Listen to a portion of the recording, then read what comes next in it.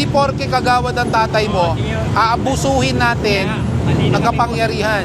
Ang complaint, Sino matanga magko-complain na traffic doon kasi ang dami nakaparada? galing 8888, Presidential Complaint Hotline. Gusto mo ba ng kopya ng complaint? Alam mo bang that's constitute a bribery na gusto mo ibaba ko ang sasakyan mo? Hi everyone! May mga kababayan tayo na sila na nga itong nakapark sa kalsada ay sila pa itong nagagalit at tila handang malakit. At kapag nahuli ang iba sa kalsada ay sasabihin nila na kamag-anak nila ang kagawad, kapitan at kung sino-sino pa. Sa video na ito ay panoorin natin ang makapigil hiningang talino ni Sir Gabriel Go sa pagharap sa mga kababayan nating hindi makaintindi.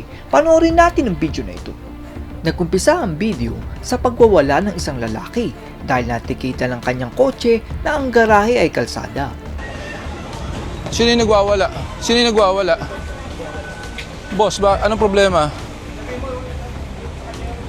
Parang mali na kasi boss eh. Bakit mali? Dito kayo linis ng linis, dead end. Ano, FBI, so ang sikip-sikip lagi. Makinig ka, Lagi may traffic. makinig ka muna. Makinig ka muna bago ka kasi nagwawala. Unang-una, hindi namin papasukin to kung walang complaint. Ang complaint, Sino matanga magko-complain na traffic doon kasi ang dami nakaparada? galing 8888, Presidential Complaint Hotline. Gusto mo ba ng kopya ng complaint? Dito kayo linis ng linis, FBI, so no, laging traffic dyan. Andun po, Hindi kami nakakabala. andun po, nagtotowing din po kami ngayon doon. Hindi namin pa... Yun yung inuuna nyo. Boss, ang 8888, within 72 hours kailangan i-comply. Nasa batas po yun. Ang lalaki naman po na ito ay nagtatanong dahil ginawa ng parkingan ang kalsada. Yung lugar, paano kami paparada na mga motor po dito sa tapat ng gate po na tinitira namin? Paano po yun? Well, responsibilidad nyo po na magkaroon ng tamang parkingan. Oh, pakalas mo yung basketball court. Nakikipagtalo naman ang ginang na ito dahil ang gusto niya ay hayaan ang basketball court sa bangketa. Kasi- Yan, sir. Opo. Ano naman ang umaano niya, naglalaro niya, sir. Ano po bang mas maganda, yung naglalaro yung mga kabataan ng ganyan lang? Or nagdodroga po sila? Ano pong mas maganda? Ang sidewalk? Po yan, nagbabasketball sila kasi palaruan po ng mga bata yan eh. Yan lang po yung libangan nila tuwing hapon, sir eh. Next question. Ang sidewalk po ba pribadong pagmamayari o pang-publiko? Ano po ba? Publiko po siya. Ano po ba? Okay, next. Ano po ang purpose ng sidewalk? Nilalakaran, dinadaanan. So hindi po lagay ng basketball court. Ang mga lalaki naman na ito ay tila gustong manuhol pero hindi yan uubra kay Sir Gabriel Go dahil sa pagiging tapat niya sa trabaho. Ano po kasi, bumalik po yung anak ko sa bahay para kunin po yung lisensya, nakiusap po siya. Kaya lang po pagbalik niya po, nandun na po nasampa. Kinuha niya Pero lang nung nakiusap po kasi ako bago po siya iakyat, nakukunin ko lang po sana saglit yung lisensya. Tapos si Papa May oras po kasi yan. That's why I'm saying, may oras po yan sa video. Pag lumagpas po ng 5 minutes, hindi kayo nakapagbigay ng lisensya, matuto po talaga yan. Yun lang. Dilinisin lang po, ililinisin lang po. Hindi, walang problema sa pakiusap. Ang problema natin, tayo lalabag mag-isa sa sarili naming patakaran. Kahit dyan na lang. Kasi pag... Alam mo bang that's constitute a bribery na gusto mo ibaba ko ang sasakyan mo? Paano tayo, sorry pero paano tayo makakasunod? Paano natin mababago yung ganong kaugalian natin? Kung yung pagkakamali natin, mag-iisip tayo ng paraan para gumawa ng escape, di ba? Saan niyo po ba natutunan yan? Yung pwedeng ibaba sa malayo? Nangyari na po ba dati yan sa inyo? Naririnig lang. Sorry sa Mali po yun. Mali pong, Bawal po yun. That's illegal. maling pakiusap niya po. Illegal po yun. Pag nangyari po yun, Sorry po doon sa Opo. maling pagkasabi niya po ang pakiusap. Hindi, may nagbigay ng idea. That's why ganun. Kundi hindi nyo naman po alam yung ganun eh. Illegal po yun, ma'am. Opo, we understand naman Opo, po. illegal po yun. Humingi po kami ng dispensa kung hanggang dito. Hanggang dito. Pwede kayo sumama sa truck para hindi kayo mag-commute papuntang impounding. Ginawa namang bahay ng ginang na ito ang bangketa at wala nang daraanan ng mga tao. Naiintindihan ko po na kailangan nyo po ng matitirahan. Pero kailangan nyo pong humingi ng tulong sa inyong kamag-anak o sa barangay at baka sakaling may pansamantala kayong pwedeng matirahan.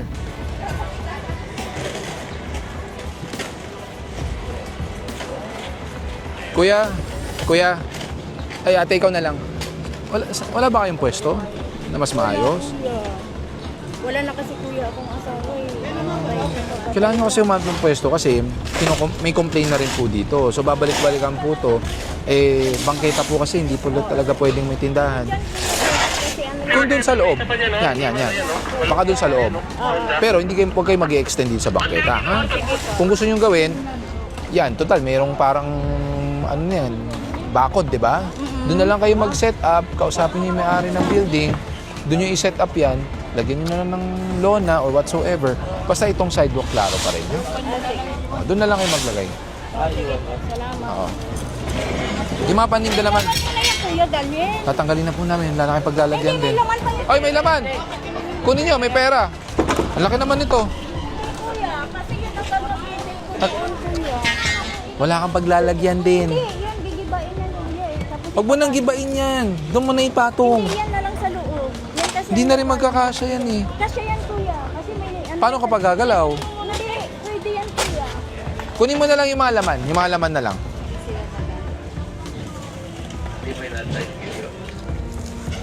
Ginawa namang repair shop ni Kuya ang kalsada at kulang-kulang ang pyesa ng sasakyan.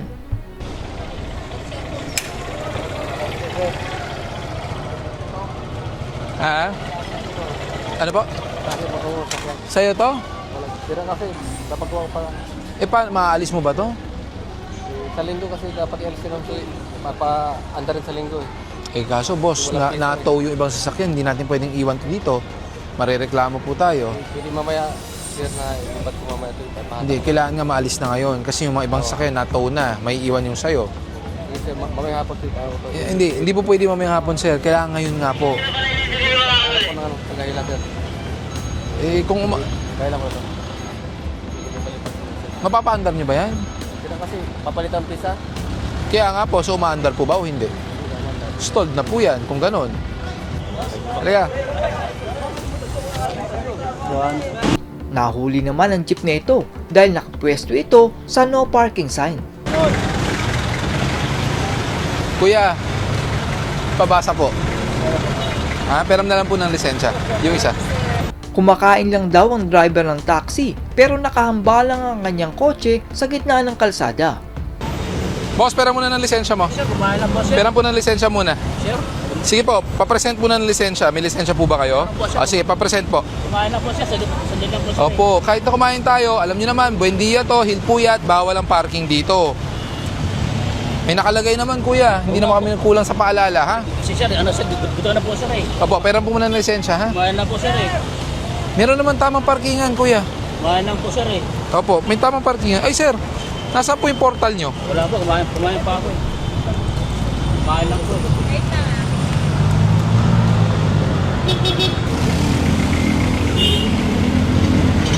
Tapos na tong isa?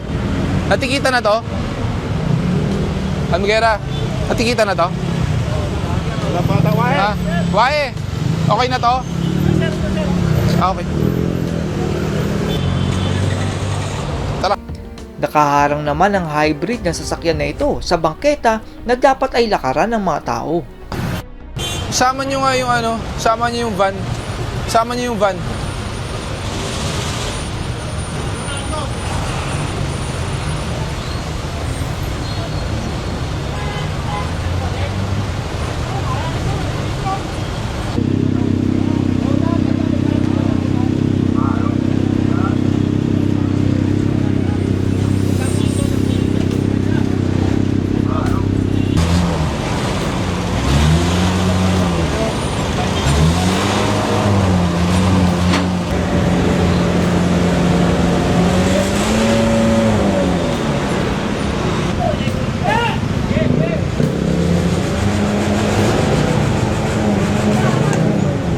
Sinakop naman ng outlet na ito ang bangketa at si barangay chairman daw ang may-ari nito.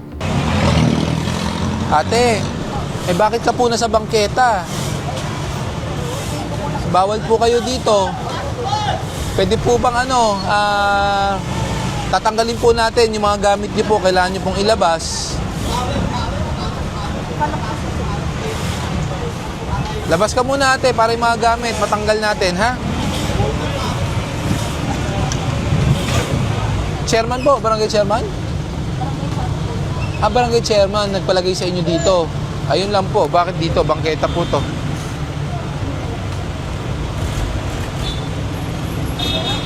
Patanggal na lang po yung mga gamit, ha? Tanggalin nyo, ha? Sa loob, sa loob. Sige, 1-2 lang, 1-2 lang. Papunta na kami. Pumunta naman si Sir Gabriel Go sa EDSA kung saan ay nakita niya ang tricycle na patrol pala ng barangay.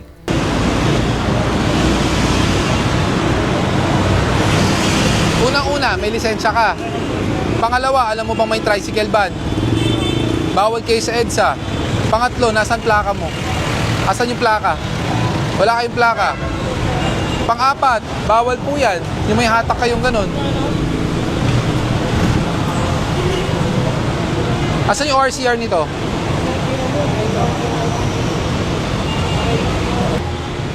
Sa'yo ba yung tricycle? Sa'yo ba to? Sa barangay. So, government property. O yan, patrol.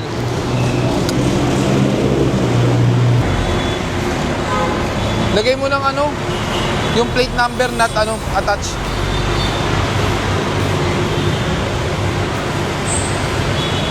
Failure to attach proper license plate.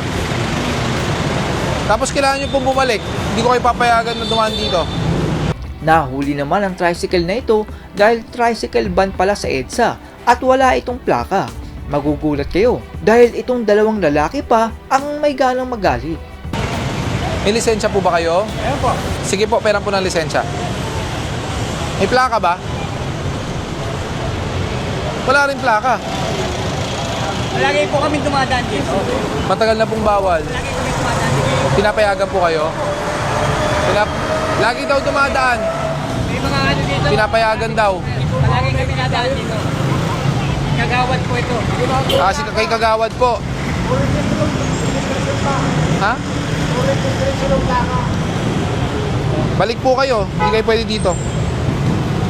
Dito na lang kami nadaan sa Tulinyo. Opo. Bon. Bon, sorry. Pakitabi natin na maayos po para hindi kayo nakaharang. Pakitabi na lang po doon.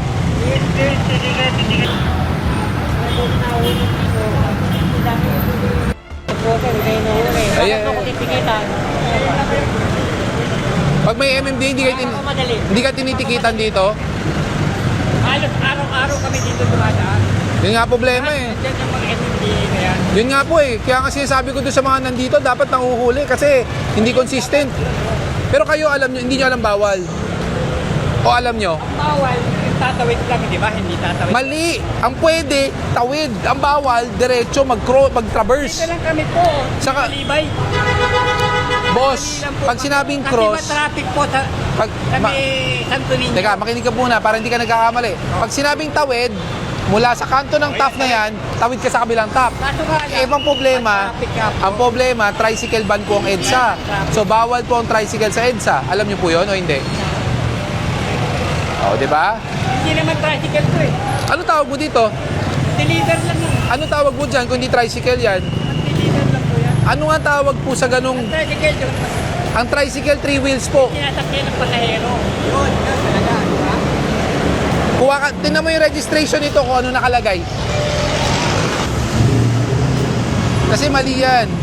Hindi porke kagawad ang tatay mo, aabusuhin natin ang kapangyarihan. Tanggap na namin po. Dapat kanina pa kayo ganon. Aanin mo pa yung tao ko eh. Tatandaan mo. Tatandaan mo yung tao ko. Diba? Mali yung ganon. Opo. Mali kami talaga. Oo, hindi pwedeng ganon. Paki-check nyo, nasa ng plaka niyan. Nasa ng ORCR. Dahil kung may tow truck po yan at nandito ang LTO, karga po yan. Tay, wag po natin dadaanin sa ganon. At yan po ang masipag na pagtatrabaho ni Sir Gabriel Go upang walang sagabal sa kalsada na daanan para sa mga sasakyan.